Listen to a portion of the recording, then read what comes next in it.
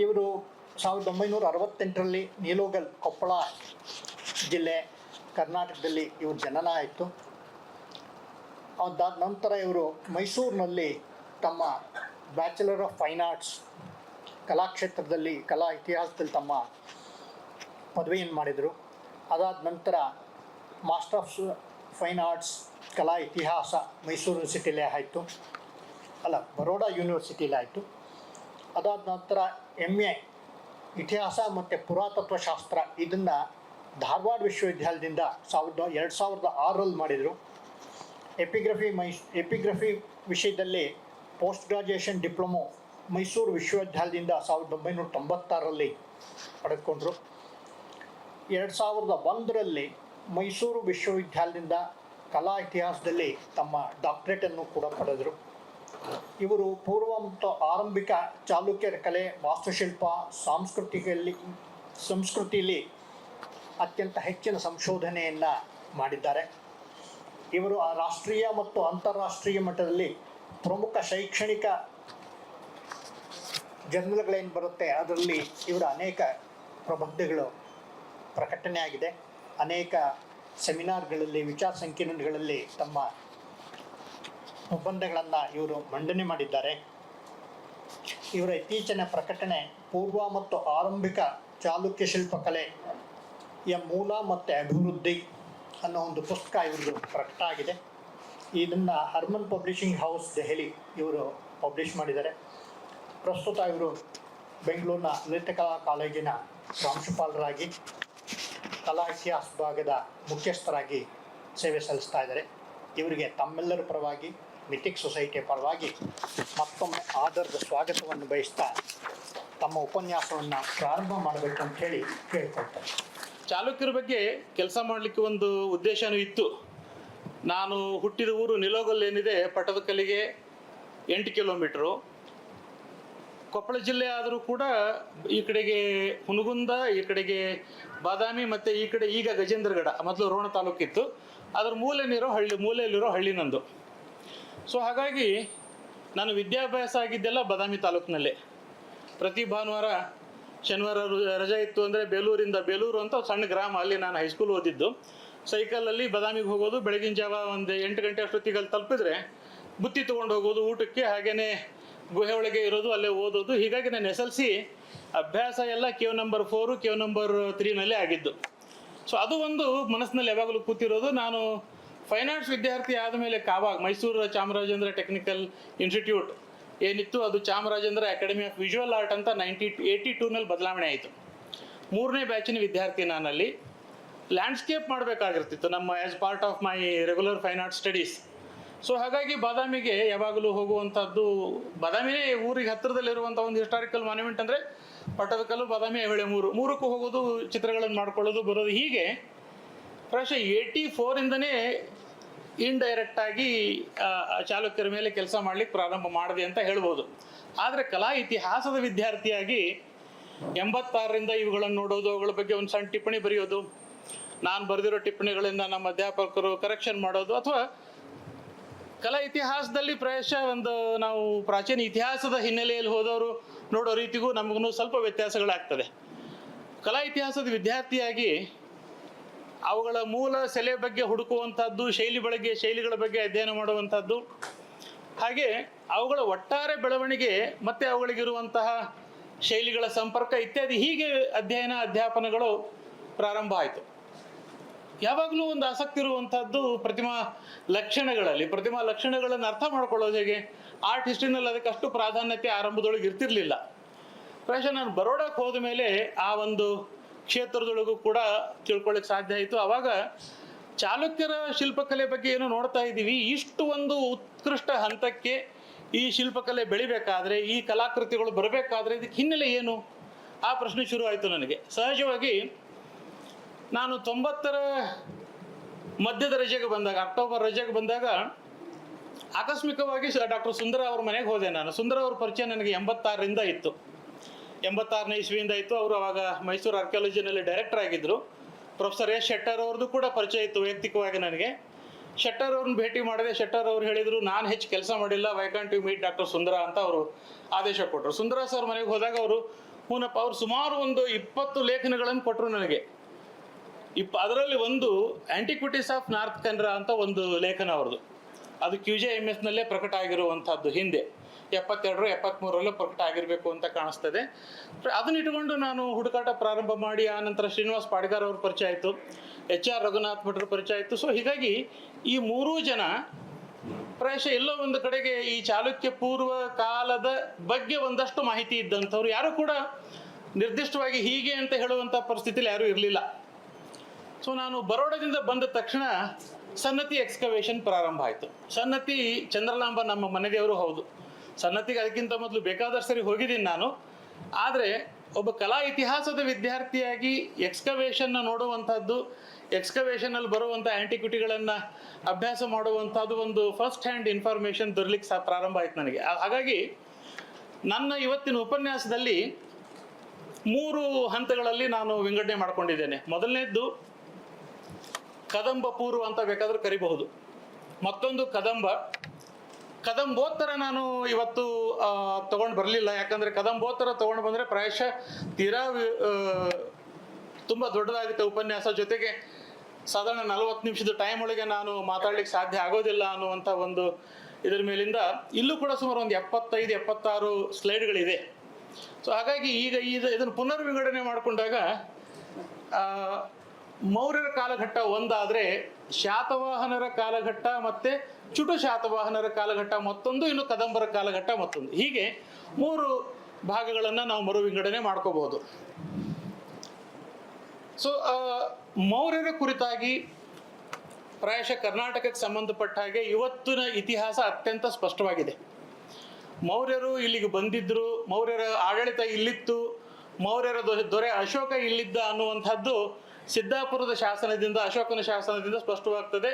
ಇಸಿಲ ಅನ್ನುವಂಥ ಕ್ಷೇತ್ರ, ಸುವರ್ಣಗಿರಿಯಲ್ಲಿ ಅಶೋಕ ಇದ್ದ. ಯಾವ ಸುವರ್ಣಗಿರಿ ಅಂತ ಬೇಕಾದ್ರೆ ಆಮೇಲೆ ನಾವು ಚರ್ಚೆ ಮಾಡೋಣ. ನಾನು ಪ್ರಪೋಸ್ ಮಾಡಿರುವಂಥದ್ದು ಸನ್ನತಿ ಸುವರ್ಣಗಿರಿ ಆಗಿದ್ದಿರಬಹುದು ಅನ್ನುವಂಥದ್ದು. ಗಿರಿ ಅನ್ನುವಂಥ ಪದಕ್ಕೆ ನೇರವಾಗಿ ಗುಡ್ಡನೇ ಇರಬೇಕು ಅನ್ನುವಂಥದ್ದೇನಿಲ್ಲ. ಗುಡ್ಡ ಇಲ್ಲದೆ ಇರುವಂಥ ಊರುಗಳಿಗೂ ಬೇಕಾದಷ್ಟು ಕಡೆ ಗಿರಿಗಳಿದೆ.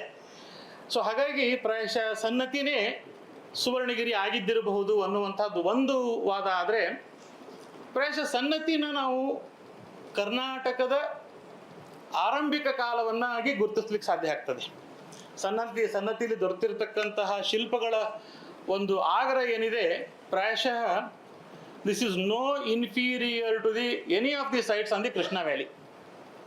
So even I have proven beyond any doubt that Sannati has contributed over 700 and plus inscriptions, whether they are minor one, small one, bit ones, whatever it may be.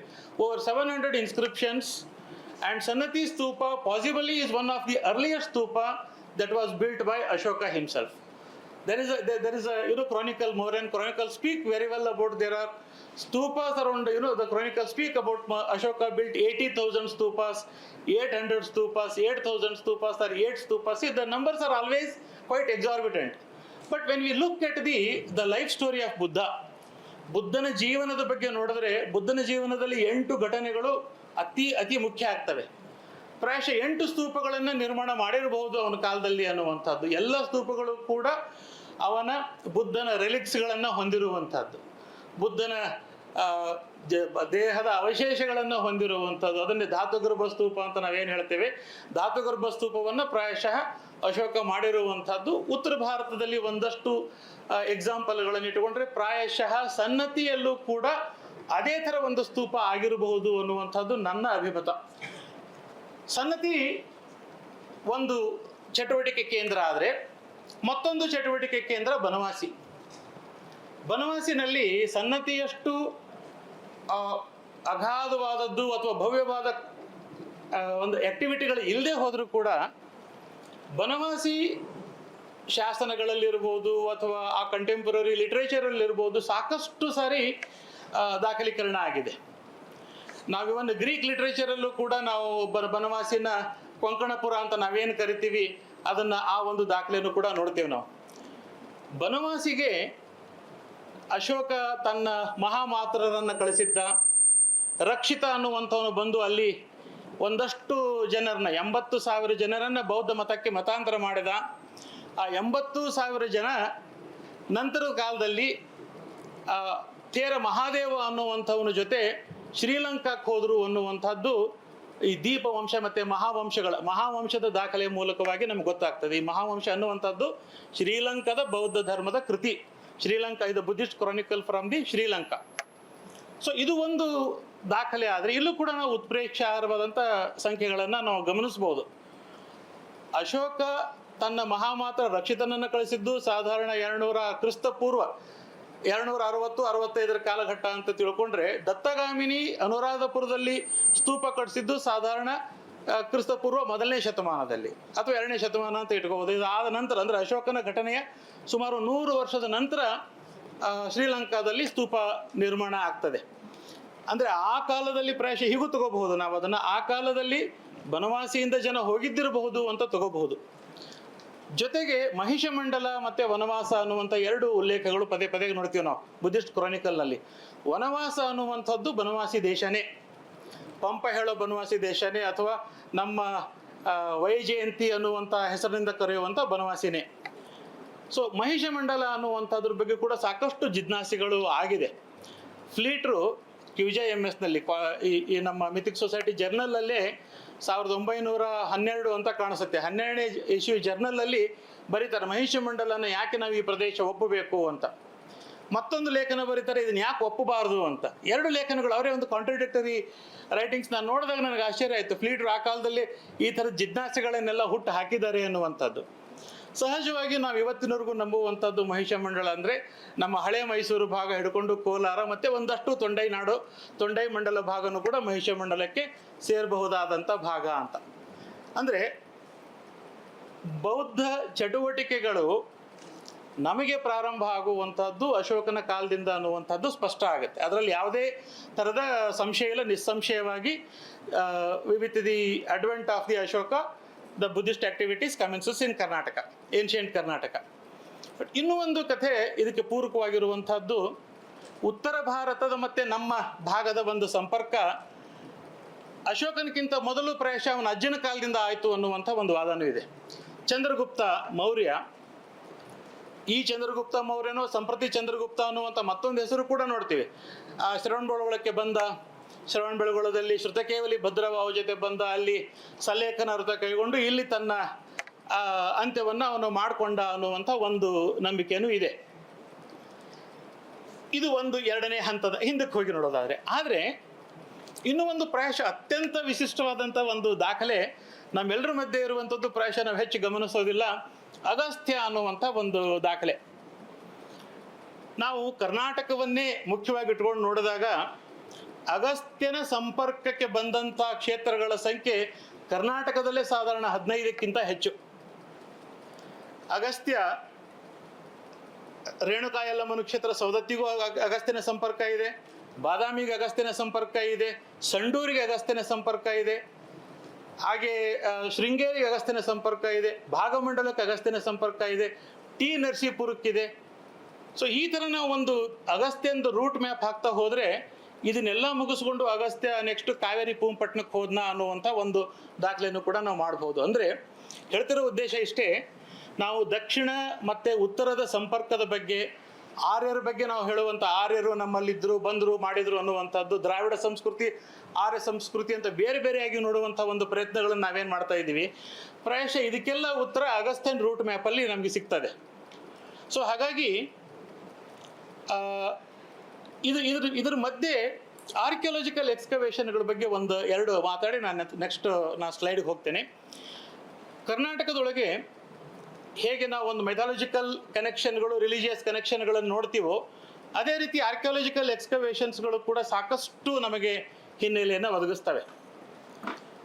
Pre historic ಪೀರಿಯಡ್ಗೆ ಸಂಬಂಧ Neolithic ಎಕ್ಸ್ಕವೇಷನ್ಸ್ಗಳು, megalithic ಎಕ್ಸ್ಕವೇಷನ್ಸ್ಗಳು, ಹಳೆ ಮೈಸೂರು ಭಾಗದಲ್ಲಿ ಕೊಪ್ಪ ಮುಖ್ಯವಾಗಿಟ್ಟುಕೊಂಡ್ರೆ ಹೆಗಡೆಹಳ್ಳಿ ಇತಿ, ನಮ್ಮ ಜೋಶಿಯವರು ಇಲ್ಲೇ ಇದ್ದಾರೆ, ಹೆಗಡೆಹಳ್ಳಿ excavation ಮಾಡಿದವರು, ಹೆಗಡೆಹಳ್ಳಿ ಇಟ್ಟುಕೊಂಡು, ಇನ್ನು ಚಿತ್ರದುರ್ಗದ ಭಾಗದಲ್ಲಿ MH ಕೃಷ್ಣ ಅವರ ನಂತರ ಮಾರ್ಟಿಮರ್ ವೀಲರ್ ಮಾಡುವಂಥ ಎಕ್ಸ್ಕವೇಷನ್ಗಳು, ನಂತರ ತುಂಗಭದ್ರಾ ಬೆಲ್ಟಲ್ಲಿ MS ನಾಗರಾಜರಾಯರು, ಪ್ರೊಫೆಸರ್ ಸುಂದರ ಅವರು ಮಾಡುವಂಥ ಎಕ್ಸ್ಕವೇಷನ್ಗಳು, ಹಾಗೆ ಕೃಷ್ಣಾ ನದಿ ಬೆಲ್ಟಲ್ಲಿ ಡೆಕ್ಕನ್ ಕಾಲೇಜಿನ ಪ್ರೊಫೆಸರ್ ಪೆದ್ದಯ್ಯನವರು ನಡೆಸುವಂತಹ ಎಕ್ಸ್ಕವೇಷನ್ಗಳು ಈ ಎಲ್ಲ ದಾಖಲೆಗಳು ಪ್ರೀ ಹಿಸ್ಟಾರಿಕಲ್ ಪ್ಯಾಲಿಯೋಲಿಥಿಕ್ ಪೀರಿಯಡಿಂದ ಸುಂದರ ಅವರ ಸ್ಟಡೀಸು ಮತ್ತು ಆರ್ ವಿ ಜೋಶಿ ಅವರ ಸ್ಟಡೀಸು ಚಾಲ್ಕೋಲಿಥಿಕ್ ಪೀರಿಯಡಿಂದ ಹಿಡಿದು ಇವನ್ ನಮ್ಮ ಹಿಸ್ಟಾರಿಕಲ್ ಪೀರಿಯಡ್ವರೆಗೂ ಒಂದು ಲೀನಿಯರ್ ಡೆವಲಪ್ಮೆಂಟ್ನ ಟ್ರೇಸ್ ಮಾಡ್ತಾ ಹೋಗ್ತಾರೆ ಅವರು.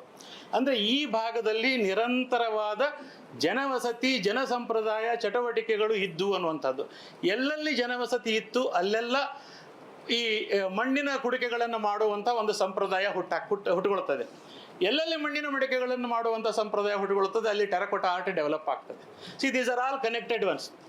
ಮಣ್ಣಿನ ಮಡಿಕೆಯನ್ನು ಸುಡ್ಲಿಕ್ಕೆ ಯಾವಾಗ ಪ್ರಾರಂಭ ಮಾಡ್ತಾರೆ that becomes terracotta. Terracotta is only nothing but burnt clay. So ಹಾಗಾಗಿ ಇವುಗಳನ್ನು ಕೂಡ ನಾವು ದಾಖಲೆಯಾಗಿ ಇಟ್ಟುಕೊಂಡು ನಮ್ಮ ಕರ್ನಾಟಕದ ಚಾಲುಕ್ಯ ಪೂರ್ವ ಕಲಾ ಇತಿಹಾಸವನ್ನು ಕಟ್ಟೋದಾದರೆ ನಿಯೋಲಿಥಿಕ್ ಮೆಗಾಲಿಥಿಕ್ ಪೀರಿಯಡ್ನಿಂದನೇ ನಾವು ಸ್ಪಷ್ಟವಾಗಿ ಚಾಲುಕ್ಯ ಪೂರ್ವ ಕಾಲದ ಕಲಾ ಇತಿಹಾಸವನ್ನು ಕಟ್ಟಲಿಕ್ಕೆ ಸಾಧ್ಯ ಆಗ್ತದೆ. So I have called it as a reconstruction of the pre Chalukyan art history. ಯಾಕಂದರೆ ಇದುವರೆಗೂ ಕೂಡ ಇನ್ನೊಂದು ಕಾಕತಾಳೀಯ, ಹಿಂದೆ ನಾನು ಇದೇ ಪ್ಲಾಟ್ಫಾರ್ಮಲ್ಲಿ ಚಿತ್ರಮಂಟಪ ಅನ್ನೋ ಉಪನ್ಯಾಸ ಮಾಡಿದಾಗ ಅದರ ಮುಂದೊಂದು ಸ್ವಲ್ಪ ದಿವಸದಲ್ಲಿ ಆ ಪುಸ್ತಕ ಬಂತದ್ದು. ಈಗಲೂ ಕೂಡ ಅದೇ ಥರ ಇದೆ. ಈ ಪುಸ್ತಕ ಆಲ್ರೆಡಿ ಇದ್ರ ಭಾಗ 3-4 ಕಡೆ ಪಬ್ಲಿಷ್ ಆಗಿದೆ. ಸೊ ಆದರೆ ಈ ಪುಸ್ತಕ ಈ ಬರೋ ಡಿಸೆಂಬರ್ ಅಷ್ಟೊತ್ತಿಗೆ ಎಕ್ಸ್ಕ್ಲೂಸಿವ್ ಆಗಿ ಪ್ರೀ ಚಾಲುಕ್ಯನ್ ಸ್ಕಲ್ಪ್ಚರ್ ಮೇಲೇ ಡಿಸೆಂಬರ್ಗೆ ಇದು ರಿಲೀಸ್ ಆಗೋ ತಯಾರಿಗಳು ನಡೀತಾ ಇದೆ.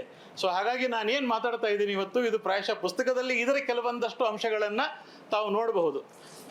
ಯಾಕಂದರೆ ಇದು ಕಾಕತಾಳೀಯ, ಇದು ಗೊತ್ತಿಲ್ಲ ನನಗೆ. ಜಯಸಿಂಹ ಕೇಳಿದಾಗ ನಾನು ಹೇಳಿದೆ ಅವರಿಗೆ, ಇದು ನೆನಪಿಸ್ಕೊಂಡೆ. ಜಯಸಿಂಹ ಅವರಿಗೆ ಸರಿ ಕರೆದ್ರಿ ಚಿತ್ರಮಂಟಪ, ಆವಾಗ ನಾನು ಪುಸ್ತಕದ ಕೆಲಸ ಮಾಡ್ತಾ ಇದ್ದೆ, ಆಲ್ಮೋಸ್ಟ್ ಮುಗಿತಾ ಬಂದಿತ್ತು. ಹೀಗಾಗಿ ಯಾವಾಗೂ ಹೇಳ್ಕೊಂಡಿದ್ದೆ. ಈಗಲೂ ಕೂಡ ಅದೇ ಥರ ನಡೀತಾ ಇದೆ. ಯಾಕಂದರೆ ಇದುವರೆಗೂ ಕರ್ನಾಟಕದ ಚಾಲುಕ್ಯ ಪೂರ್ವ ಕಾಲದ ಕಲೆ ಬಗ್ಗೆ ಅಧಿಕೃತವಾಗಿ ಸಂಪೂರ್ಣವಾಗಿ ಇದಮಿತ್ತಮ್ ಅಂತ ಹೇಳುವಂಥ ನಾನು ಮಾಡೋದು ಇದಮಿತ್ತಮ್ ಆಗಲಿಕ್ಕೆ ಸಾಧ್ಯ ಇಲ್ಲ. It will only give a prelude to the scholars who can venture in to the higher studies. ಯಾಕೆ ಈ ವಿಚಾರ ಹೇಳ್ತಾ ಇದ್ದೀನಿ ಅಂತಂದರೆ, ನಾನು ವಿದ್ಯಾರ್ಥಿ ದಶೆಯಲ್ಲಿದ್ದಾಗ 2 ಇಂಪಾರ್ಟೆಂಟ್ ಘಟನೆಗಳು ಆಯಿತು. ಒಂದು, ಪ್ರೊಫೆಸರ್ ಜಾಮಖೇಡ್ಕರ್ ಅವರು ನಮ್ಮಲ್ಲಿ ಉಪನ್ಯಾಸಕ್ಕೆ ಬಂದಾಗ ವಾಕಾಟಕ ಶಿಲ್ಪಕಲೆ ಬಗ್ಗೆ ಒಂದು ಉಪನ್ಯಾಸ ನೀಡಿದರು, ವಾಕಾಟಕರ ಶಿಲ್ಪಕಲೆ ಬಗ್ಗೆ. ಆನಂತರ ಜಾಮಖೇಡ್ಕರ್ ಅವ್ರ ಸಂಪರ್ಕ ಇವತ್ತಿಗೂ ಇದೆ ನನಗೆ. ಈಗ ಅವರು ಜೆ ಸ್ಕೂಲ್ ಆಫ್ ಆರ್ಟ್ನ ಡೀನ್, ಇದು ಪ್ರೋ ವೈಸ್ ಚಾನ್ಸಲರ್ ಆಗಿ ಅಪಾಯಿಂಟ್ ಆಗಿದ್ದಾರೆ ಈ ಕಳೆದ ತಿಂಗಳ ಅಷ್ಟೇ. ಈಗಲೂ ಗಟ್ಟಿಯಾಗಿದ್ದಾರೆ, ಕೆಲಸ ಮಾಡ್ತಾರೆ. ಮೋಸ್ಟ್ಲಿ ನಿಮಗೂ ಕೂಡ ಮೇಷ್ಟ್ರಾಗಿದ್ದೀರಾ ಅಂತ ಅವರು ಡೆಕ್ಕನ್ ಕಾಲೇಜಲ್ಲಿ. ಇಲ್ಲ, ಅವರು ಆರ್ಕಿಯಾಲಜಿಯಲ್ಲಿ ಇದ್ರು ಅವಾಗ. ಸ್ವಲ್ಪ ವರ್ಷ ಆಮೇಲೆ ಡೆಕ್ಕನ್ ಕಾಲೇಜಿನ ಹೆಡ್ ಆಗಿ ಕೂಡ ಅವರು ಕೆಲಸ ಮಾಡಿದರು 3-4 ವರ್ಷ. ವಾಕಾಟಕರ ಶಿಲ್ಪಕಲೆ ಬಗ್ಗೆ ಮಾತಾಡಬೇಕಾದಾಗ, ವಾಕಾಟಕರ ಶಿಲ್ಪಗಳು ಇರುವಂತಹದ್ದು ಬೆರಳೆಣಿಕೆಯಷ್ಟು. ಸಂಪೂರ್ಣವಾಗಿ ನಾ ಕೌಂಟ್ ಮಾಡಿದರೆ ನನಗೆ ಗೊತ್ತಿರೋ ಹಾಗೆ ಒಂದು 50-60 ಶಿಲ್ಪಗಳು ಇವತ್ತು ಸಿಗಬಹುದು. ವಾಕಾಟಕ ಅಂತ ಹೇಳುವಂಥದ್ದು ಒಂದೇ ಒಂದು ಇನ್ಸ್ಕ್ರಿಪ್ಷನ್ ಇರುವಂತಹದ್ದು ರಾಮಟೇಕ್ನ ನರಸಿಂಹ ಟೆಂಪಲ್ 402-403ನಲ್ಲಿ ಡೇಟ್ ಆಗಿರುವಂಥದ್ದು. ಅದು ಪ್ರಭಾವತಿ ಗುಪ್ತನ ನಿರ್ಮಾಣ ಮಾಡಿರುವಂಥದ್ದು. ಅದು ಬಿಟ್ಟರೆ if a scholar can reconstruct Vakataka the history with artistic traits, ಅದು ಒಂದು ಎಕ್ಸಾಂಪಲ್. ಆಮೇಲೆ ಗುಪ್ತ ಅಂತ ನಾವು ಯಾವ್ದು ಹೇಳ್ತಾ ಇದ್ದೀವ, ಎಲ್ಲವೂ ಕೂಡ ಅದರಲ್ಲಿ ಗುಪ್ತ ಇಲ್ಲ. ಗುಪ್ತರಿಗೆ ಕಾಂಟ್ರಿಬ್ಯೂಟರಿ ಆಗಿರುವಂಥದ್ದು ಅಹಿಛತ್ರ ಡೈನಾಸ್ಟಿಯ 80% ಕಾಂಟ್ರಿಬ್ಯೂಷನ್ ಇರುವಂಥದ್ದು ಗುಪ್ತರ ಕಲೆಗೆ.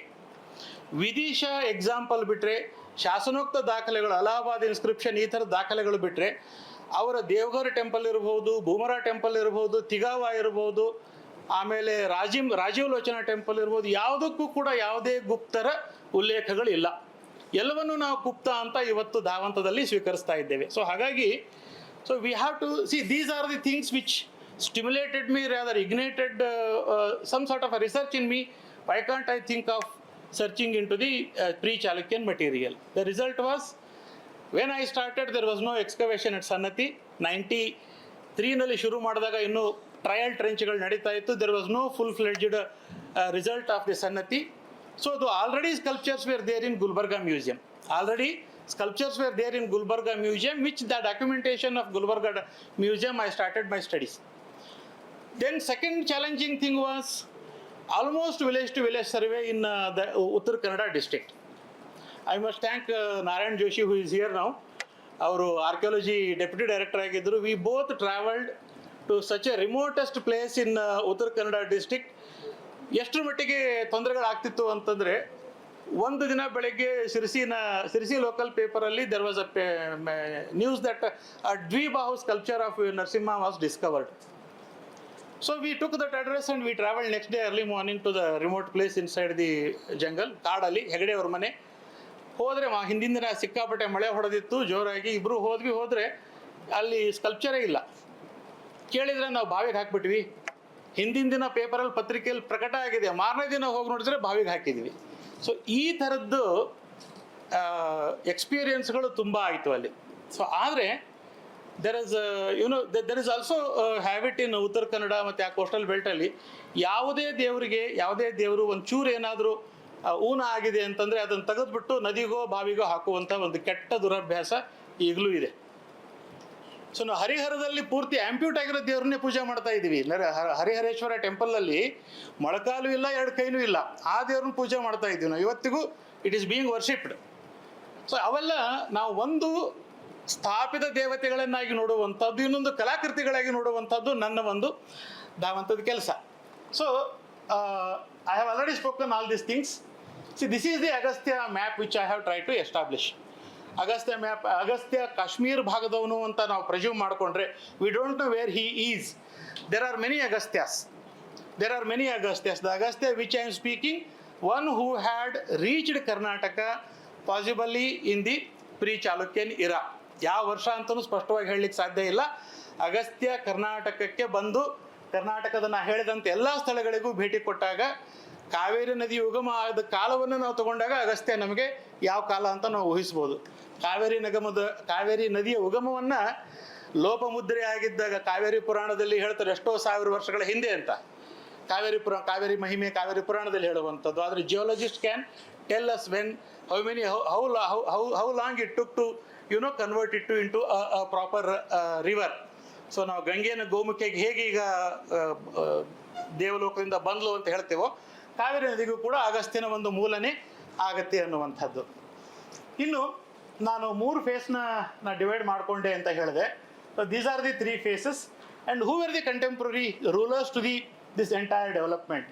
So the important center like Buddhist centers like Bharat, Sanchi, Amravati, Ikshvaku, Vishnukundi in Andhra region, Guptas and northern India, Vakatakas in Vidarbha, Kalachuris in western India. Kalachuris are very important.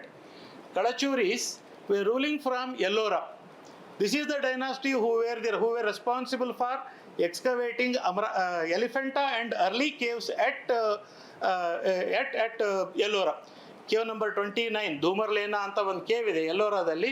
This is the dynasty which was responsible for excavation. So the Pallavas I have not touched upon because Pallava activity to the pre-Chalukyan era is hardly to be noticed. Pallavas came to limelight only after 550-560 CE onwards. We get to see their temples only after 570 plus. Before that we hardly have any dates, but now recent excavations in Tamil Nadu proven beyond any doubt many of the antiquities dating back to 3000 years BCE. So Keeladi excavation dates, now they have come up with almost 5000 BCE, making it go well with the Harappan civilization. But I have my own reservations, I don't want to comment on that. Okay, so see, these are the material which I have surveyed while working on my sculptural traits and sculptural styles, etc. So starting with Ashoka's inscription, everyone knows this was part of a sculpture. Mahakali ಟೆಂಪಲಲ್ಲಿ Kali ದೇವಿಯ ಪೀಠವನ್ನಾಗಿ ಈ ಶಾಸನನ ಇಟ್ಟಿದ್ರು. ನಾವು ನೋಡಿದ್ದೇನೆ 84-85ನಲ್ಲಿ ನೋಡಿದ್ದೇನೆ. This was discovered only in 89ನಲ್ಲಿ when the temple they decided to rebuild the temple. Then naturally ಮೂರ್ತಿ ಹಾಳಾಗಿತ್ತು ಅಲ್ಲೂ ಕೂಡ. ಈಗಲೂ ಹಳೆ ಮೂರ್ತಿ ಇದೆ, ಸನ್ನತಿ ಹೋಗಿರುವಂಥವ್ರು ಎಲ್ಲರೂ ನೋಡಿರ್ತಾರೆ ಅದನ್ನು. ಸೊ ಆ ಮೂರ್ತಿ ಪೀಠವಾಗಿ ಈ ಶಿಲ್ಪ ಈ ಒಂದು ಸ್ಲ್ಯಾಬ್ ಇತ್ತು. Another important point, this is the only slab edict of Ashoka. This is the only slab edict. ನಾವು ಸಾಮಾನ್ಯವಾಗಿ 13 ಪ್ರಮುಖ ಶಾಸನಗಳು ಅಂತ ಹೇಳ್ತೇವೆ, ಮೇಜರ್ ರಾಕ್ ಎಡಿಕ್ಟ್ ಅಂತ ಹೇಳ್ತೇವೆ. ಸೊ ಹಾಗಾದರೆ ಇದು ಏನು? KV Ramesh has beautifully rendered about this inscription. This is a synchronization of all the edicts. And there is also something which is very unique about this inscription. This was installed on a pedestal. And it is written on all the 4 sides.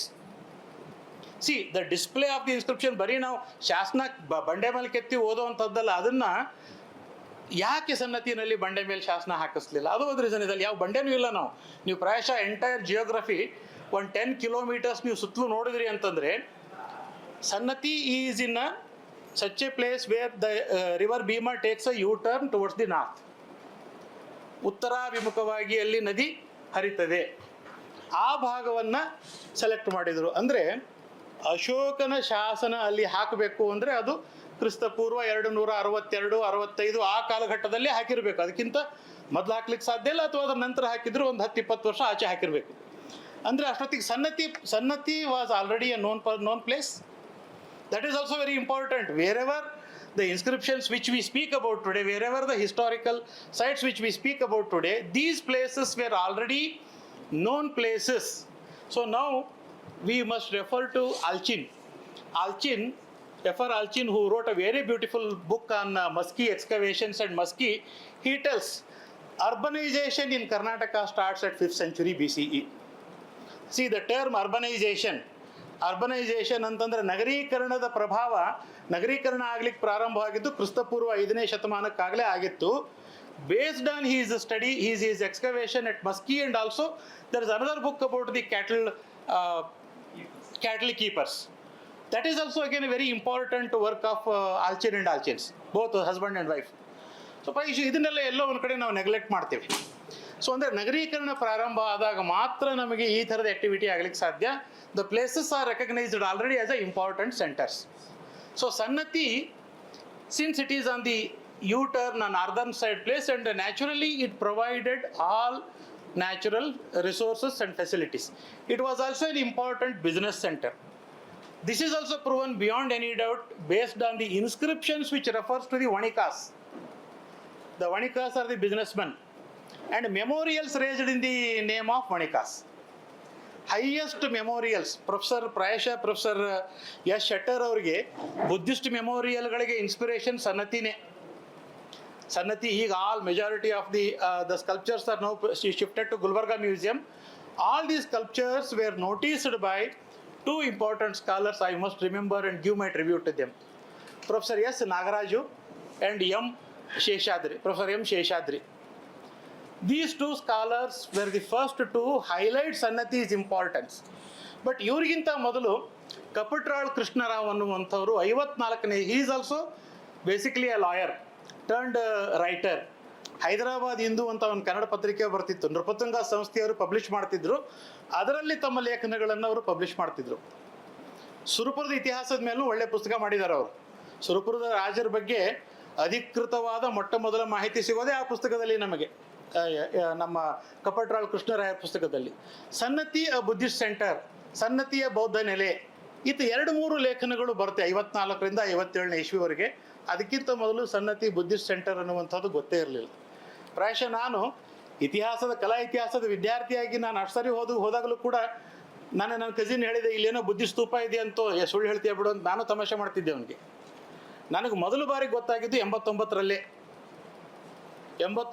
ಅಶೋಕನ ಶಾಸನವನ್ನು ನಾನು ಆ ಕಾಳಿಕಾದೇವಿ ದೇವಸ್ಥಾನದ ಮುಂದಿನ ಮಾಳಿಗೆನಲ್ಲೇ ಮಲಗಿ ಬಂದಿದ್ದೀವಿ. ಎಷ್ಟೋ ಸಾರಿ ಅಲ್ಲೇ ಜಮಖಾನ ಇಸ್ಕೊಂಡು ಅಲ್ಲೇ ಅಡುಗೆ ಮಾಡಿಕೊಂಡು ಊಟ ಮಾಡಿ ನೈವೇದ್ಯ ಮಾಡಿ ಎಲ್ಲ ಬಂದಿದ್ದೇವೆ. ನನಗೂ ಕೂಡ ಗೊತ್ತಿರಲಿಲ್ಲ ಆವಾಗ. ಸೊ ಹಾಗಾಗಿ Sannati even now I feel is a hidden treasure. Whatever we have seen there, whatever the sculptures I am going to show you is only 20-30% of Sannati. So it's only a trailer. The real film is yet to come. Probably it will take some more years or some more decades. So as a corroborative examples, Koppal, Gavimata inscription. So the selection of the spaces for the places for the installation of the inscriptions or the engraving of the inscription. Now trade routeಗಳ ಬಗ್ಗೆ ಮಾತಾಡ್ತೀವಿ, ancient trade routeಗಳ ಬಗ್ಗೆ. So these were ancient trade routes. Sannati was linked from Brahmapuri, one of the early historical sites in near Kolhapur, via Ter near Sholapur, and also to Krishna Valley sites. So since the stone quality, variety of the Bhima Valley site ಏನಿದೆಯಲ್ಲ, Bhima Valley falls in the same belt. So ಹಾಗಾಗಿ ಭೀಮಾ ಮತ್ತು ಕೃಷ್ಣ ಎರಡನ್ನೂ ಒಂದೇ ಬೆಲ್ಟಲ್ಲಿ ನೋಡೋದಾದರೆ ಒಂದೇ ಥರದ ಒಂದು geological ಸೆಟಪ್ಪಲ್ಲಿ develop ಆದಂಥ ಸೈಟ್ಗಳು ಅಂತ ಹೇಳ್ಬೋದು. This is the map I made in 93. Ranamandala area and Harasgundigi. Harasgundigi is a small village across the river which was also excavated by ASI. We have found a very beautiful Yaksha figure there. And this is the stupa. Even before the excavation, this was the beginning of the dome. Medhi portion na beginning idu. So this was covered almost up to here. Only 2 stones were projected. I have a photographs which I made in 94 February. It was not yet excavated. We have measured it. I did a conjectural plan of stupa also at that time. So you can see that the wealth of sculpture, how they are striven. It is a typical South Indian stupa. In inscription, it is called as the Shakya Maha Chaitya. See, usage of term. Shakya Maha Chaitya, Shakya Maha Chaitya ಉಲ್ಲೇಖನು Adholoka Mahachaitya. Please, thank you sir. ಪೂರ್ಣಚ್ಚ ಅವರು ಹಾಗೆ mention ಮಾಡಿದ್ದಾರೆ ಅದನ್ನು. ಹಾಂ, okay. So the term Mahachaitya is used always for the great stupas. And South Indian traditionally, they are never used as the tupa. They are always used as the chaitya. Chaitya ಅನ್ನುವಂಥದ್ದು ಸಾಮಾನ್ಯವಾಗಿ ನಾವು architectural ಎಡಿಫಿಸ್ಗೆ ಹೇಳುವಂಥದ್ದು, where there is a arched window type of entrance and also gabled roof. But ಇಲ್ಲಿ ಹಾಗಲ್ಲ. So you can see the entire base and also the ಥಬಾಸ್. And there are the stupa must have been built at least in 3 phases. First phase could have been a very simple stupa without much of the decoration. Second phase probably beginning with the early Shatavahana king Chimukha. We have 2 episodes connected with Chimukha. There are 3 portraits of Ashoka, it is not 1. There are 3 portraits of Ashoka only. We always think only 1 is there. And Chimukha is followers. Up to Yajnashri Satakarni, we have around 10 to 12 names of the Satavahana kings. Probably no other stupas in India have so many Shatavahana names on one particular monument. Now even in Sanchi, even in Amravati, of course by Nagarjunakonda, the last phase of the Satavahana we can see. Okay. So you can very well see the stupa with a platform, Ayaka platform, where it has got the thabas and also suchis and coping stones. Whatever the sculptures which you see on in the foreground, they were all part of the dome.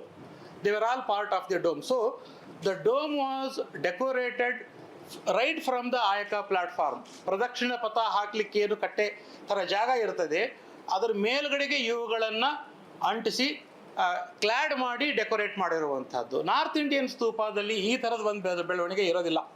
North Indian stupa domes are always free, empty, there is nothing decorative element on the stupa. Only the ಥಬಾಸ್ and the toranas. ತೋರಣ ಅಂದರೆ ಬಾಗಿಲುಗಳು ಮತ್ತು ಅವುಗಳ ಸ್ತಂಭಗಳ ಮೇಲೆ ಮಾತ್ರ ಮೆಡಾಲಿಯನ್ ರೂಪದಲ್ಲಿ vertical ಕಂಬಗಳ ಮೇಲೆ ಶಿಲ್ಪಗಳನ್ನು ನೋಡ್ತೀವಿ. ಆದರೆ ಇಲ್ಲಿ ನಮ್ಮ ದಕ್ಷಿಣ ಭಾರತದ ಪದ್ಧತಿ ಒಳಗೆ ಈ ಶಿಲ್ಪಗಳು ಬೆಳವಣಿಗೆ ಆಗಿದೆ ಅನ್ನುವಂಥದ್ದು ಒಂದು. Quickly go to some of the important sculptures.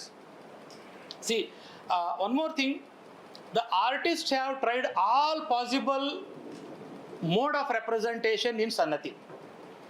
Symbolic representation through Jataka stories, representation through the narratives connected with the civilian life, where Buddha, the performed certain miracles. And fourth one, where Buddha himself was present as a human Buddha, Manusha Buddhan ರೀತಿನಲ್ಲಿ. So ಈ 4 ಅಂಶಗಳನ್ನು ಇಲ್ಲಿ ಗಮನಿಸಬಹುದು. ಇದ್ರ ಜೊತೆಗೆ there are many stories which are connected with, these are non-religious, I would say non-Buddhist. But one more very interesting thing is, this stupa was not completely a work of either the Mauryas or the Shatavahanas. We have inscriptions donations given by all people from the different life of the walk of the life. So that's why we can call it as a PPP, public private partnership with ಮಾತಾಡ್ತೀವಲ್ಲ ನಾವು corporate ಇದರಲ್ಲಿ ಆ ಥರ this stupa was also, whenever there is an addition, a lady donates some money for construction of some portion of stupa. Merchant donates some money for the construction of some portion of stupa. So like that, this stupa has got enlarged, possibly renewed several times. But yeah, we will see, and then I'll come to some other point which I would like to discuss. That is the portrait of Ashoka, as we notice with him and his wife. It is written here Raya Ashoka. ಇದು close up ಮಾಡಿದ್ದು ನಾನು to get you a clear picture. Okay, this is also Ashoka. This is also Ashoka, and this is very important that Ashoka replants the Bodhi tree at Bodh Gaya. This is a very important historical theme. See, Buddhism, by the time of Ashoka, we know the Buddhism was almost in the state of derailing from its main road development. So the congregation, the Mahasangha ಆದಂಥ ಸಂದರ್ಭದಲ್ಲಿ ಅಲ್ಲಿ ಸಾಕಷ್ಟು ಜಿಜ್ಞಾಸೆಗಳಾಗುವಂಥದ್ದನ್ನು ಅಶ್ವಘೋಷನ ಮೂಲಕ ನಮಗೆ ಗೊತ್ತಾಗ್ತದೆ. So the artist imagines the replanting of the Bodhi tree at Bodh Gaya, means the Bodhi tree where Buddha sat. Already it was a 550 year old tree. So possibly he might have preserved a branch and again replanted the branch over there. Recently a branch was taken to Sri Lanka also. So that is also, thing. You can notice the representation of Buddha through empty throne and Bodhi Vraksha. So wherever empty throne appears, wherever Bodhi Vraksha appears, wherever there is no human form of Buddha, they all belong to the early phase of the Buddhism. So only from 1st century CE onwards, as Ananda Kumaraswamy and many scholars believe that Buddha's sculpture, Buddha's human form possibly developed only by 1st century CE, not before that. So maybe that is one of the reason. Okay, so we have all Satavahana kings, Chimuka, and Chimuka giving the Ujjain to the Buddhist monks. Chimuka is the Srimukha, first Satavahana king who started ruling from Paitan, Pratishtanapura, and the sub-capital was Andhra Pradesh, Dhanyakataka. So there were many sub-capitals, I believe. I don't know, since there is no evidence, I can't say it as a confirmed belief whether Shatavahana, since there are so many names in Sannati, whether Sannati or any places nearby Sannati was also equally important political center for them. Because Banavasi has only one reference to the Sivashri Pulumavi's, his wife's memorial inscription. So apart from that, there are only few coins which refers to Shatavahana kings. But we have a very interesting reference to the Shatavahana Nihara. Makaduni inscription refers to Shatavahana Nihara, where the entire Bellary region was the part of the Shatavahana territory. And there is also refers to the Amatya of the Shatavahana king in Sannati itself. So the minister of Shatavahana, when we get such references, there is a strong belief that Shatavahanas also held the considerable area under their regime. So look at these sculptures. You can also notice the style also where they are stylistically flattish. Yeah, that is one of the early examples of the birth narrative. The birth child is being presented to the tree, Shakyavardhana, Yaksha, Shakyavardhana. We have series of such representations of the birth narrative. Birth narrative with the symbolic representation of Buddha is one of the gestures of the early Buddhist activities, early stylistic representations. No examples at Bharut, Sanchi, Amravati. Amravati's later phase has the representation of Buddha, have a representation of Buddha in human form, as a child or even human form. Okay, so everywhere, the selection of theme is also so interesting. Sannati artists chosen very, very important episodes of the life of Buddha. So here, you can notice the birth dream is represented, elephant is there, and next dream is interpreted, and next the 4 cardinal divinities. 4 ದಿಕ್ಪಾಲಕರು ಅವಳ ಗರ್ಭವನ್ನು ರಕ್ಷಣೆ ಮಾಡಿದರು ಅನ್ನುವಂಥದ್ದು ಬುದ್ಧ ಚರಿತ್ರೆಯಲ್ಲೂ ಓದ್ತೀವಿ ನಾವು. This is the representation. So another representation where the birth is represented through a symbolic. There are 7 steps carved on this cloth. Buddha ಹುಟ್ಟಿದ ತಕ್ಷಣ 7 ಸ್ಟೆಪ್ಸು ಇಡ್ತಾನೆ ಅನ್ನುವಂಥದ್ದು. Then child is presented to the yaksha Shakyavardhana. It's a very very symbolic. Hindu ಸಂಪ್ರದಾಯದಲ್ಲಿ ಈಗಲೂ ಕೂಡ ಬಾಣಂತಿನ 3 ತಿಂಗಳು ಹೊರಗಡೆ ಕಳಿಸೋದಿಲ್ಲ.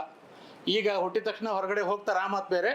3 ತಿಂಗಳು ಮನೆಯಲ್ಲಿದ್ದು ಬಿಸಿಲಿಗೆ ಮಗುವಿನ ಕಣ್ಣು ಹಾಳಾಗಬಾರ್ದು, ಬಾಣಂತಿ ಶರೀರ ಬಿಸಿಲಿಗೆ ಏಕದಮ್ ಎಕ್ಸ್ಪೋಸ್ ಆಗಬಾರ್ದು ಅನ್ನೋದಕ್ಕೆ 3 ತಿಂಗಳು ಆದಮೇಲೆ ಅವ್ರನ್ನ ಗುಡಿಗೆ ಕಳಿಸೋನು ಅಂತ ಶಾಸ್ತ್ರ ಮಾಡ್ತಾರೆ. ಅಂದರೆ ಗುಡಿಗೆ ಹೋಗೋ ಶಾಸ್ತ್ರ ಅಂದರೆ ಬಿಸಿಲಿಗೆ ಕ್ರಮೇಣವಾಗಿ ಒಗ್ಲಿ, ದೈನಂದಿನ ಕಾರ್ಯಕ್ಕೆ ಒಗ್ಲಿ ಅನ್ನುವಂಥ ಒಂದು ನಂಬಿಕೆ.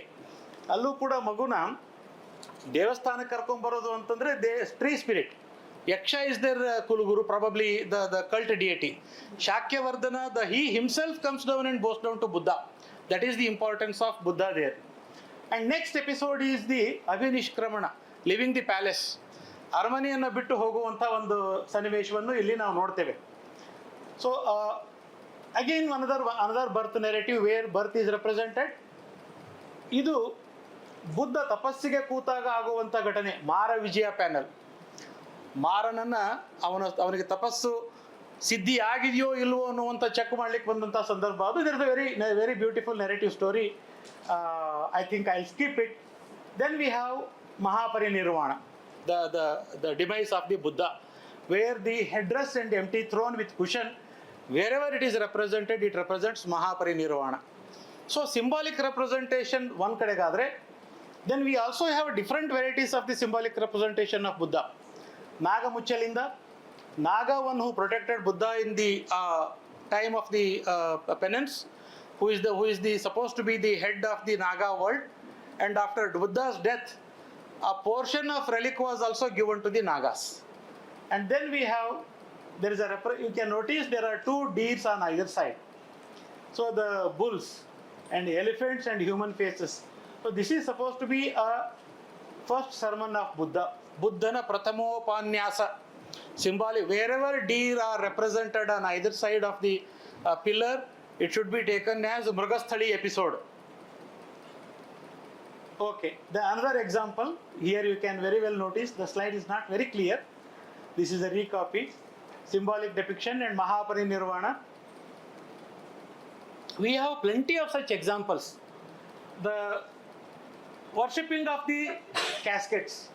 Worshipping of the casket, footprint with all auspicious symbols, swastika, Triratna, then Triparvata, Amele Srivatsa. So there are many symbols which have been later on taken also in the Hindu mythology, Hindu iconography also. And here is a very interesting episode I would like to draw your attention.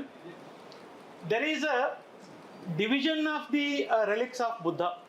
See, you can see the ಎಂಟು set dosa ಥರ ಕಾಣಿಸುತ್ತಲ್ಲ ನೋಡೋದಕ್ಕೆ. ಎಲ್ರಿಗೂ set dosa ಅಂತ ತಕ್ಷಣ ಜ್ಞಾಪಕಕ್ಕೆ ಬರುತ್ತೆ. Set dosa ಥರ ಕಾಣಿಸುತ್ತೆ. ಆ small circular flat the relics. These relics are his Buddha's relics. Buddha ಸಾಯ್ಬೇಕಾದ್ರೆ ಆನಂದನಿಗೆ ಹೇಳ್ತಾನಂತೆ. ಅಲ್ಲೂ ಕೂಡ the discourses between Ananda and Buddha very beautifully narrated even in Buddha Charita. So the relics were divided. The fight was taken place among the followers of Buddha for the relics. So finally the relics were divided into 8 groups, and they were carried in the golden casket by the persons who have collected it. So there are 8. There are 7 elephants. 8th one is missing. 8th one is supposed to be serpent, Naga Muchalinda. He carries the golden casket into the underwater. So that is how, see, so intelligently, even when sculptor carved the episode of the carrying of the golden the caskets, there are only 7 elephants.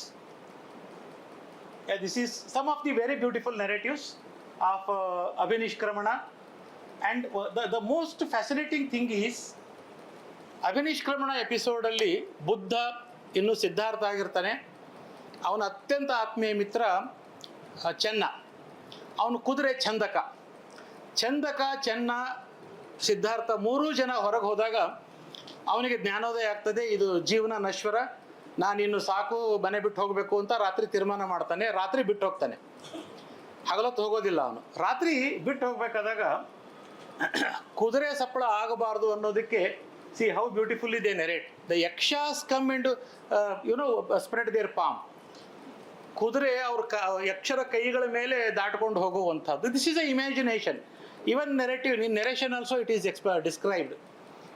And the most beautiful thing is, ಅವನು ಊರು ದಾಟಿ ಒಂದಷ್ಟು ದೂರ ಹೋದ್ಮೇಲೆ ತನ್ನ ಆಭರಣ ವಸ್ತ್ರ ಎಲ್ಲ ತೆಗೆದು ಚೆನ್ನನಿ ಕೊಡ್ತಾನೆ. And Channa comes back and report to Shuddhodana and his wife. See, here are the jewelry. And if you carefully observe the horse, Chandaka is also not very happy. He is melancholic. ಕುದುರೆಗೂ ಕೂಡ ದುಃಖ ಆಗಿದೆ ಅಲ್ಲಿ. That feeling has been created by the artist. ಇದು ಇನ್ನೂ ತುಂಬ spread ಆಗಿರೋದ್ರಿಂದ detail ಕಾಣೋದಿಲ್ಲ. But it's one of the, I think, finest representations in among Sannati sculptures. And there are stories connected with Jatakas. One of the very important Jataka is a Shaddanta Jataka, 6-tusked elephant. So again, most of the Jatakas are associated with Bodhisattvas. Buddha, who was born as a Bodhisattva in his previous life. So to become one Buddha, there has to be birth of 999 Bodhisattvas. 1000th one will be the Buddha, the one who is going to be enlightened one.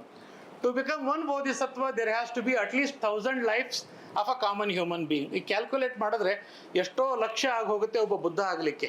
So ಈಗ ನಾವು ನೋಡುವಂಥ ಬುದ್ಧ, ಸಿದ್ಧಾರ್ಥ ಏನಿದೆ, ಗೌತಮ ಬುದ್ಧ ಏನಿದ್ದಾನೆ, is a 1000th Buddha. ಅವನಿಗಿಂತ ಮೊದಲು 999 ಬುದ್ಧಗಳು ತ್ರಿಷಿತಾ ಹೆವನ್ನಲ್ಲಿ ಇದ್ದಾರೆ ಅಂತ ಕ್ರಾನಿಕಲ್ಗಳು, ನಿಧಾನ ಕಥೆಗಳು ಉಲ್ಲೇಖ ಮಾಡುತ್ತೆ. ಟಿಬೇಟಿಯನ್ ಬುದ್ಧಿಸ್ಟ್ ಟೆಕ್ಸ್ಟ್ಗಳು. Okay, there is a fight for the relics of Buddha. Then, okay, this is repeated. The slide is repeated, and celebration of the distribution of the relics. Okay. Okay. So one very important aspect I would like to draw your attention. Sannati has a good number of reference to the artists. We art historians strongly believe about the artist migration theory. Artists never worked in one particular place continuously. Wherever they got a very good opportunities to work and good support, patronization, they have traveled. So there is a beautiful book by Moti Chandra, which was published way back in 1957, I suppose, called Sarthavaha. Sarthavaha is about the travel guilds, mercantile community travel guilds. Caravans ಅಂತ ಹೇಳ್ಬಹುದು. So ಅದರಲ್ಲಿ the artist were also part of this travel guilds who travel from one place to other place in search of the better opportunities.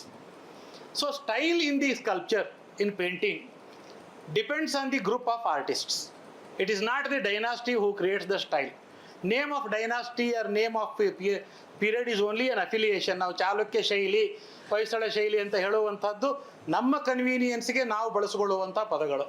ಶೈಲಿಗೆ ಯಾವುದೇ ಹೆಸರಿಲ್ಲ. ನಾವು ನಮ್ಮ ಅನುಕೂಲಕ್ಕೆ ಚಾಲುಕ್ಯ, ಕದಂಬ ಈ ಥರ ಶೈಲಿಗಳನ್ನು ಹೇಳಿದ್ದೇವೆ ಹೊರತಾಗಿ ಅದಕ್ಕೆ ಯಾವುದೇ ಶೈಲಿ ಇಲ್ಲ. It is actually a property of a group of artist who created it. They all when we look many sculptures in a group which look alike, they tentatively sometimes possibly belong to one particular group of artists or artisans. So Sannatiyallu kuda hage agutte. These Manusha Buddhas were carved by artist from Vidarbha called Vishaka. See, his name is there. Vishaka along with his son comes to Sannati to carve the. This was probably somewhere around mid 3rd century CE. 200 in the 250 CE ಒಳಗೆ ಇವುಗಳನ್ನು carve ಮಾಡಿರಬಹುದು. Even calligraphically scholars have argued upon. So you can see the influence of the Gandhara, or you can also look at some sort of Kushana influence on the body of these sculptures. So Amaravati also has same connections. So possibly there is I have argued that possibly there are references to the Yavana and Yavanika in Sannati inscriptions. Yavana is again foreigner only. Yavanika is also foreigner. So possibly for us, foreign was a Afghan region. Gandhara was a foreign for us. The artists from Gandhara possibly might have arrived via different trades. Yeah, there are many other subjects. So you can see this is the Ramagrama Stupa. I was mentioning about the stupa that was built by the serpents in the water under, and wherever the representation of serpents are represented on stupa, that is supposed to be Ramagrama Stupa. It was built only underneath the water. So that is the eighth relics that was given to the serpents. So Vidura Pandita Jataka. How to identify Vidura Pandita Jataka is again a challenge. The Ajanta, cave number 2 has one of the most beautiful narrative of Vidura Pandita Jataka. Vidura Pandita Jataka, there is always a representation of the dice game. Board game will be there. The board game between Vidura Pandita, the Mantri of the minister of Benares, and also the Yaksha boy called Kannaga. So they both play the dice, and of course the story is connected again with the underwater. So Vidura Pandita was invited to give a sermon to the wife of Naga king. So this boy defeats him and takes him into the underwater. There's a beautiful essay about Vidura Pandita Jataka by Professor Ratan Parimu. You can type on Google and look at it. Vidura Pandita Jataka essay by Ratan Parimu. Okay, this is one of the very important discovery from Sannati Gautami. It refers to Gautami Putra Satakarni possibly, and this sculpture is in the reserved collection in Hyderabad. It's not yet arrived back to Bengaluru. And look at the ladies and hairstyle, and also their seated posture. The feel of the weight can be felt in their cushions. This is sculpture. See, this is sculpture. I am talking about the quality and skill and ability of an artist, where the artist can really recreate the reality of the situation over there. So a noble lady. These are the memorial stones for the Vanikas. Yeah, this is the Harasukundigi Yaksha with a Gajalakshmi pendant and identified as Kubera Yaksha. Kupira Yaksha, we have plenty of examples for Kupira Yaksha even in Bharut. So the Gajalakshmi, see the seated posture and typology seen in Sanchi. Sanchi and Sannati. This pendant is part of this necklace. So Yaksha cult is again a very strong cult. Even I once again refer to you Ananda Kumara Swami. Ananda Kumara Swami's most important work is on Yakshas in Indian art. Yakshas only. The one of the very, very important work. Well, I think even after so much of study, I don't say I am least competent to say anything about his work. That is the scholarship he really exhibited in that work. So, see, I was mentioning about the style and migration and typology. Sanchi typology can be seen here. This is early. This is before 1st century BCE. If we take same time, possibly same tradition, same trait continued here also. These are all yakshas from different places. All of them are from Sannati only. Hariti, Panchika, the Shankari. There are a series of yakshas who were the protective deities mentioned in the Buddhist mythology. And terracotta art, it's a common man's art, very important. All these figures are only 2.5-3 centimeters. They are not large. Okay. Disc stone and Lajja Gauri figurines dating back to again 1st-2nd century BCE. Okay. Now quickly I wrap up my lecture with a few sculptures from Kadamba and Chutu Satakarni. This sculpture, this I discovered with my friend is here, Professor Doctor, we can give him any title, Narayan Joshi. Myself and he conducted a series of field work in Uttarakhand, as I told you. It was lying on the bank of river Varada, so nobody knew about it, and we published it in Itihasa Darshana volume somewhere 2005, 3 or 4 I suppose. And this is the one which has inscription of Shivaskanda Nagashri 262 CE and refers to construction of a vihara and excavation of Tataka, and the artist was Nataka, of a disciple of Damoraka. So here it establishes a school of sculptors living in Banavasi. So Sannati such a being important center, there is no reference to the academias. But here Banavasi gives us a reference to the academia. And Nagaraja, Hariti with the child.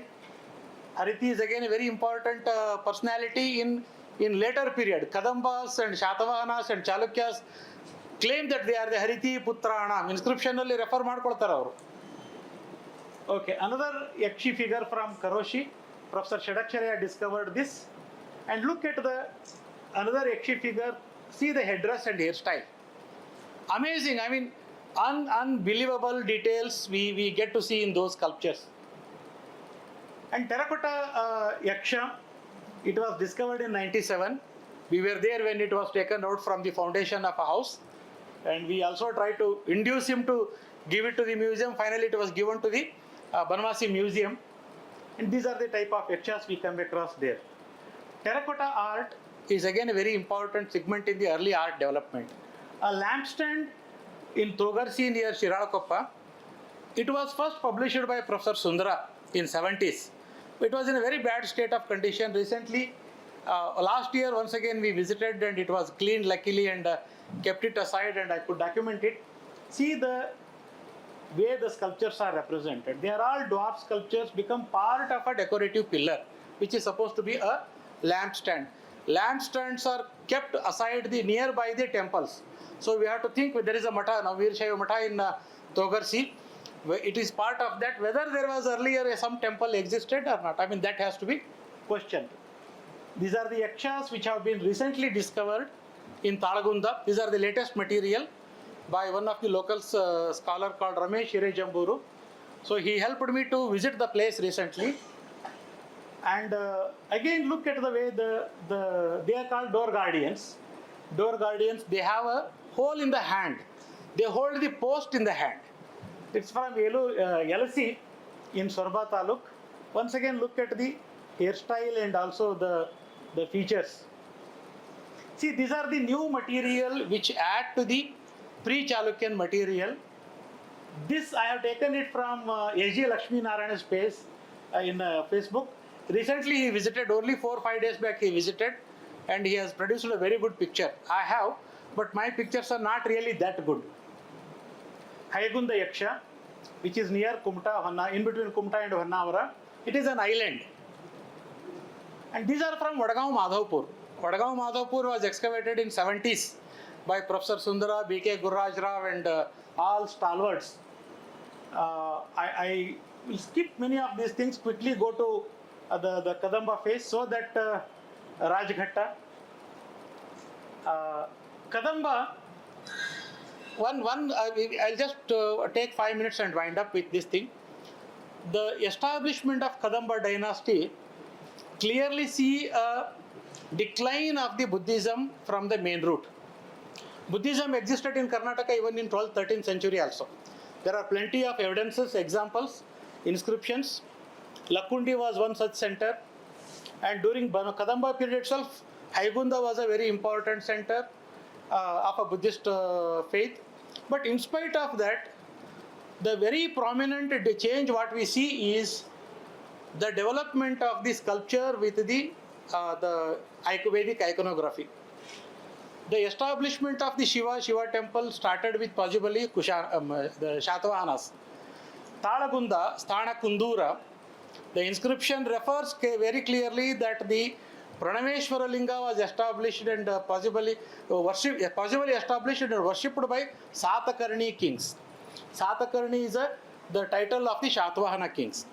So there is also similar examples, Vadagaon Madhavpur Upastamba and Vasana inscription which refers to Chanda Shiva. So there are plenty where we come across the epigraphical evidences, but apart from excavations which helped us to understand, brick structures were seen. Brick structures have been found in Halasi, Talagunda, Aihole, Pattadakkal. All these places were once flourishing center during the Kadamba period. Whenever the new change has taken place, they have either demolished or built right on that. So Talagunda temple, the temple the Shatavahana structure is right behind this particular temple. Shatavahana structure, this is the map which I have surveyed.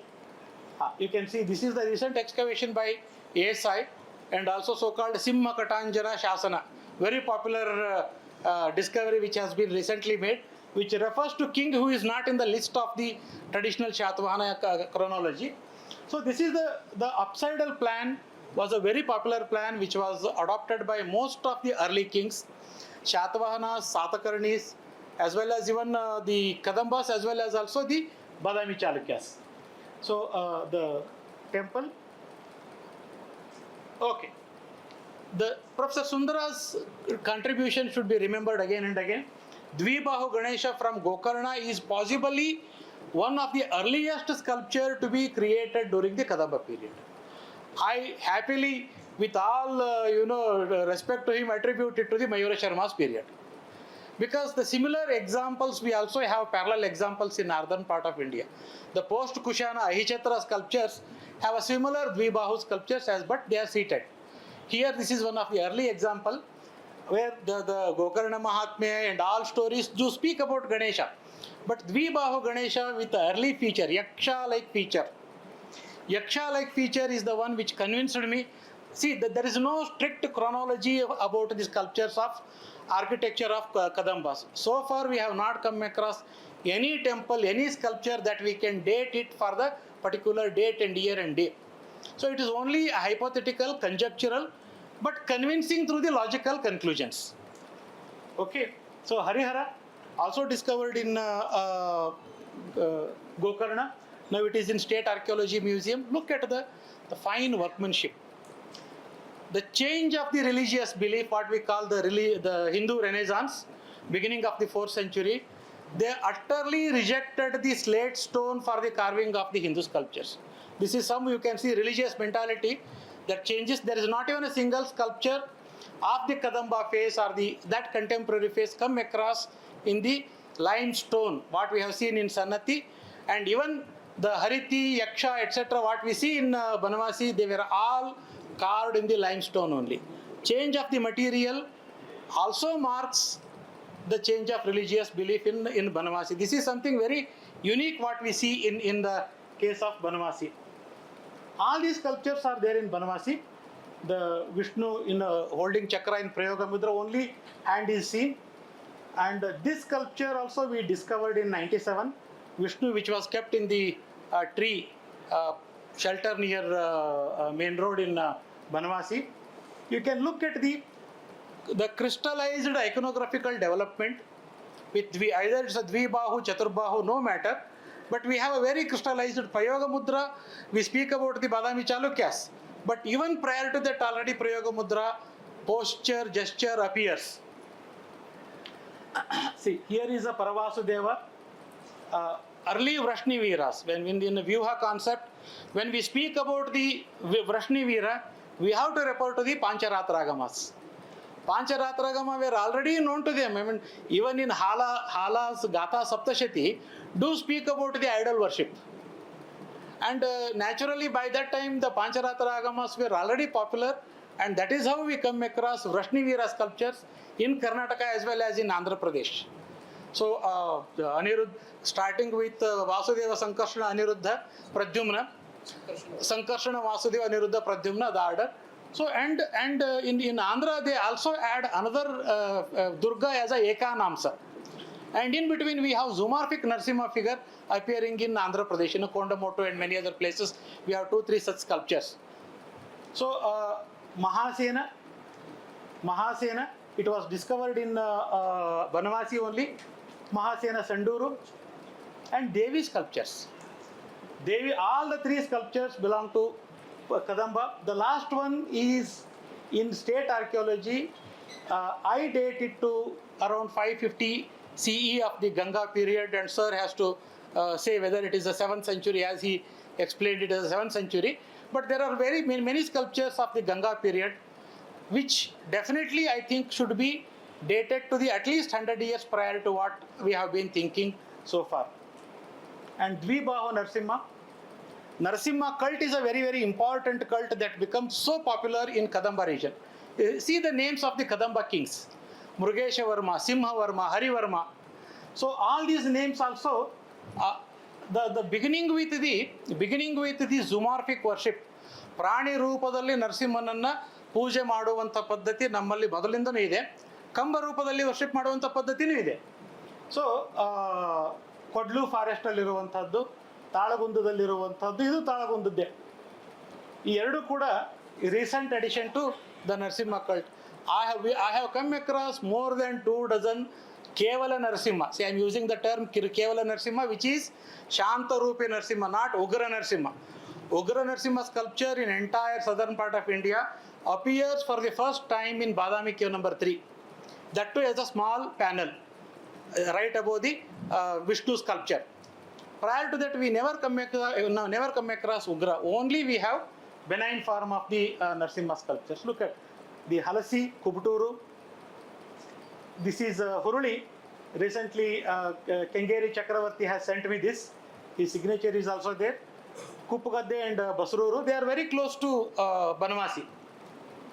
And terracotta sculpture from Nilogal, which is in my custody, this is also very rare addition to the Narasimha cult altogether. You can see the comparison, that is only 12-inch terracotta Narasimha of the Gupta period, and also Ramtek Nagpur. It is more than life size. See the typology of keeping the chakra on the ground. So I was still repeat once again, the traits, iconography move from one place to one place. They are not restricted to any places. So Guru Narasimha Saligrama, ticket, the Prayoga Mudra once again. Guru Narasimha is a Prayoga Mudra, and these two sculptures from Ganganadu. Ganganadu is a remote place in a forest near Bainduru. So a few years back I visited there. They have now removed the temple. The sculptures are kept in a small shed. They both belong to the places, and Sidra near Karwar. And thanks to my friend H.H. Bhatt, who is in Karwar, we both conducted field work in Karwar belt and Aganashini belt in 90s. So he could help me to locate many of these places where Narasimha sculptures were thrown into the river. This is Bengani, where Professor Sundara published this sculpture in early 60s. So it was thrown. He told me, I requested Sundara whether it is still there. He said, Gottillappa, yellow nadi gestirbahudu. Myself and Bhatt went 2-3 times, and finally we could manage to go in a summer, because river water will be completely less, and we could rescue 2 sculptures of Narasimha. So similar examples from Gupta and Gupta sculptures also. Once again, Shiva and Vishnu, you can keep, these are only examples to look back the Kadamba period. Kadamba period establishes a firm foundation for the Badami Chalukyan art. So without Kadamba, without Sannati, without Vishnu Kundi, we cannot see Badami sculptures. We cannot appreciate Badami sculpture as an island, as we have been doing. This is what is the gist of my talk. Thank you very much.